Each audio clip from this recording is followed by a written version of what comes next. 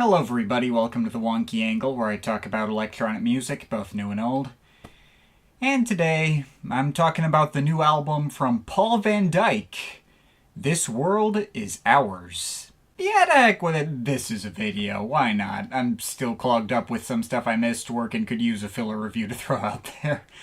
I'm gonna be honest, I wasn't really expecting to do another video on, like, a new Paul van Dyk album. And that's nothing against Paul van Dyk. The guy is one of the biggest legends in trance music and has seen both a level of widespread commercial success on par with the likes of Armin van Buuren and Tiesto and all the other biggest and most commercial names in trance, while also doing a good job of not embarrassing himself with sellouts as much as most of the big commercial trance names either, and making sure to never water his sound down too much in order to appeal to wider pop audiences. He's been guilty of it sometimes, but definitely not as blatantly as many of his contemporaries on the scene. And he also made most of his studio albums feel different and distinct from each other in a way that fit into his style well. He's made lots of projects I love, my favorite probably being his 2003 album Reflections. And while his catalog is far from spotless, he's maintained a pretty impressive level of consistency that most trance artists, commercial or otherwise, have a hard time maintaining to the same degree. I wouldn't be against the idea of doing a series on him someday, even though it's not within my plans to do so. However, at this point in his career, having been in the game since the mid-early 90s with 10 previous studio albums under his belt, I'd gotten the sense that he really didn't have anything to prove anymore. In 2017, in the wake of recovering from being seriously injured from falling off the stage, he put out an album called From Then On, as a celebration of his being alive to see another day, which showed him going back to the fundamental basics of his trance formula and making nothing but pure, hard-hitting and soaring trance bangers. I reviewed that album and did the In Brief segment there. You can find the link to that video in the description, along with my other coverage of Paul van Dyk so far. From Then On was a really good album.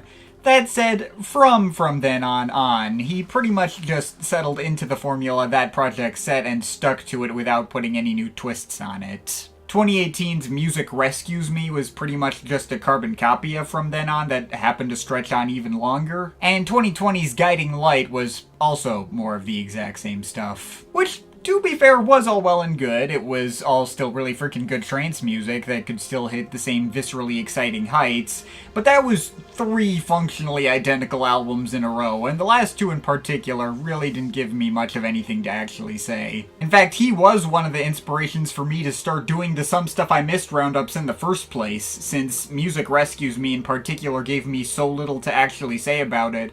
I even mentioned in my video on it how he might be better suited to that kind of format at that point. Like, just quick reminders that he still exists and he does what he does well, but isn't actually putting out the kind of thing that would make for an interesting review video.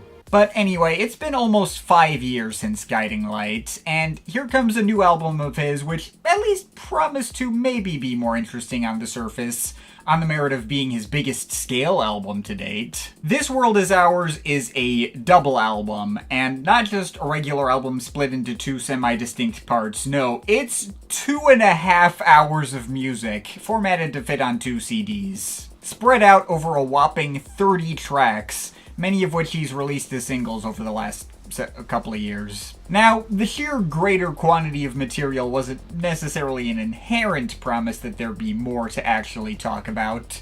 Even seeing the length, I still kind of went in expecting this to be the kind of thing that I could easily fit my thoughts on in a Some Stuff I Missed segment. And after actually hearing the album and sitting with it for a while, could I have probably still fit my thoughts into Some Stuff I Missed segment? I probably could have gotten away with it, just like gone through a bunch of highlights and called it a day, but there is also definitely enough material to go through to actually justify a proper video as well. This World Is Ours is not just a rote carbon copy of his last 3 albums, it finally shows him trying to do something a little more distinct in the grander scheme of his catalog. And quite refreshingly, the album does not just run together or deliver the same formulas over and over. I can actually tell tracks apart from each other on this thing a lot more easily than I could on any project he's put out in at least over a decade. There's tracks that stick to the euphoric trance formulas he's known for, there's tracks that bring in more vocal guests, there's tracks that get darker and bring in a bunch of modern acid flares. In fact, the latter category is probably the biggest focus of this album above anything else, although it's mostly just balanced between all of those categories. Now, being more interesting to talk about doesn't always translate to quality. This project is very messy and all over the place, and I think projects like Guiding Light and From Then On probably got more of a consistent rush out of me in spite of being so much more straightforward in their approach. But I certainly enjoyed my time with this project all the same, and I never felt bored by the experience, which is definitely not something you can say about all Paul van Dyk projects, so I will definitely take that. So, what worked on this album? Well, there's obviously lots of big trance bangers to go around. On the more traditional trance side, album opener Two Rivers with Raphael Osmo provided a solidly cinematic start to the project, with some mildly cyberpunky melodies, I guess. Maybe a bit on the low energy side for an opener, but it gets the job done. That's a highlight. There's tracks later in the track listing that allow themselves to get big and epic in just the way I'd want out of new Paul van Dyk material, like Fragmentation with Sean and Dee, or Rhapsody with Chris Becker and Jan Dzalek. That one would have fit perfectly on any of his last 3 albums, but hits in all the same ways as all the best cuts from those albums. Though that's also immediately topped by Artefact with Fuenca, which is even better and has some super deep bass lines in its drops. And of course, we can't forget the 9-minute transcendental melodic centerpiece track Against the Algorithm with John 00 Fleming. Probably won't surprise anyone to hear that I think that track's the best one on the album, and if you only hear one track from this album, then it should absolutely be that one. But let's not forget the bevy of dark and heavy acid-driven cuts. See the title track, or Back to the Future with the Yellowheads. It's Back to the Future.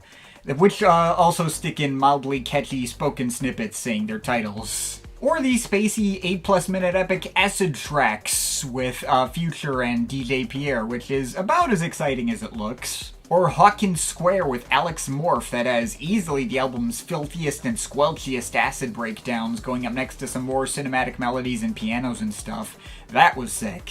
And speaking of pianos, I also gotta give a shout to the penultimate track Alternative Sphere, which has one of the prettiest solo piano performances in a sidetrack during an otherwise heavy acid trance banger.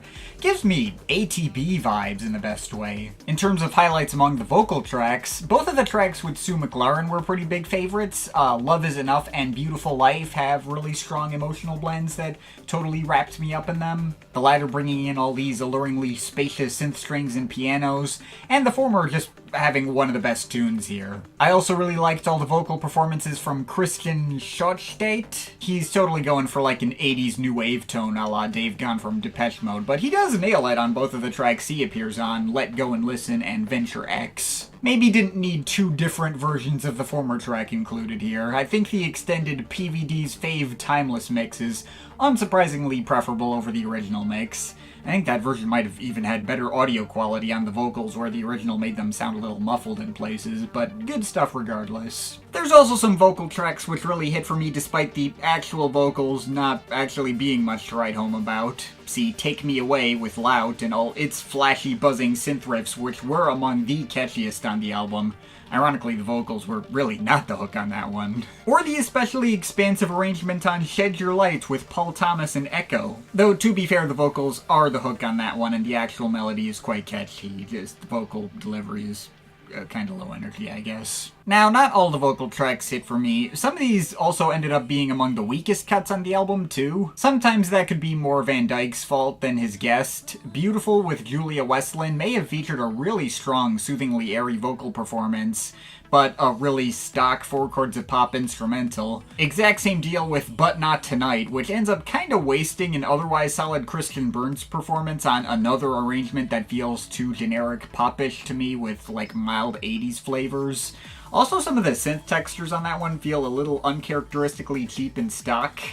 What is this, Walmart brand All Hail the Silence? You can do better than that, Van Dyk. Though sometimes the guest vocalist just isn't really stepping up, like Gatekeeper with Entel and Luke Colson. It just buries its vocal guest in beats and synths, presumably to make up for the voice being really weedy and underpowered. There's also a surprising amount of tracks that feel cut down to the point of bordering on feeling like abortive fragments. And I'm not just talking about the 1-minute poem interlude ending the first disc with a generic platitude about hope that I'm sure he believed in, whatever. No, but there's like a number of clearly radio edit length cuts that left me wishing they were better fleshed out, especially among the more euphoric and melodic cuts, like Someone Like You with Kieran McCauley, Overture with Saad Ayub and Elevation, or the closer Wishful Thinking with Colony. The former of those in particular feels probably the most abbreviated from something that naturally would have been longer, and the latter had the potential to be like this big emotionally resonant send-off to this whole project, but got rendered pretty anticlimax by its less than 3-minute length and the abortive near-dead stop it ends on. I guess I can also throw in Voltage with Jordan Gill to a lesser extent, although that one has just enough room to still be decently punchy. That one's fine. There's also the odd move of the inclusion of those Shine Ibiza Anthem tracks, aside from Beautiful Life, and given so little time to do anything, they may as well just be interludes. These feel like leftover afterthoughts, like, I made these, so I guess I need to put them somewhere, and they add nothing to the experience. And of course, given the length of the album, it probably won't surprise anyone to hear that I think there is a decent amount of just regular old filler on this album, which I don't really feel that strongly on one way or the other. Tracks that at least keep up like the hard-hitting trance vibes even in the worst moments, but simply aren't that attention-grabbing for me and I'm unlikely to remember. See Stay with Reznor, Seven Seas with Fuenca. Gonna be honest, Filthy Acid as well. There are several tracks on the album with filthier acid, including both of the tracks that come immediately after it. But, yeah, I think that finally gets through everything on This World Is Ours. Yeah, a bit of a fragmented mess this one is. This is very much one of those albums you just gotta go through and pick and choose your favorites. Unless you're a Van Dyk superfan, it's probably not gonna be worth keeping around in its full entirety, and while I'm more than happy to get a much greater sense of variety than anything he's put out in years, this wasn't a Reflections type deal where he was like specifically trying to experiment with his sound or showcase more versatility. It just feels like a bit of an unceremonious dump of what he's been up to over the past 5 years or so. More compilation in spirit than album. But at the same time, I do have to give the guy credit. I didn't really feel the length on this album either. Those 2.5 hours always seem to go by pretty dang fast. The fact that there is a clearly demarcated point halfway through designed for you to pause after and take a break with that poem track certainly helps. Only one of my listens of this album was done in one sitting, and all the rest were done in 2 sittings. But even the one sitting listen I gave it did not leave me burned out on his sound, and he definitely has albums that can burn me out on his sound by the end. Music Rescues Me comes to mind, but even some of his better ones like Out There and Back as well. So I'll take that as a win. It is proof of his high floor of quality. The messy, half-assed structuring is definitely the worst aspect of the album. Pretty much all of these tracks are still enjoyable as individuals, or had the potential to be more enjoyable if they were given more room to breathe. So, yeah, I wouldn't put this among Van Dyk's best albums. It's middle tier for him at best, but his catalog doesn't have many outright misses, so middle tier for him is still quite good. Plus, I feel like the past several years have been lacking in terms of quality trance. And I don't mean like commercial trance artists putting out loads of crappy disappointments like that one era in the early mid-2010s. I feel like we just haven't gotten that much trance at all. Everything's been a lot more deep house-centric in the mainstream these days. So it was refreshing to get some stuff like this from a veteran like him who you can pretty much always count on to bring some bangers. So yeah, if trance is your bag and this sounded like it might interest you, I can say it's worth giving a shot. I think I'm feeling a 7.5 out of 10 on it. I liked it. But of course, this is all just my opinion. You can feel free to disagree with it, but I'd like to hear your thoughts, so leave the comments in the comment thing down there. Shout out to my Patreon supporters. They're awesome people. You want to add yourself to that list, link to my Patreon is in the description. But yeah, that's pretty much it. That's all for today. See you next time.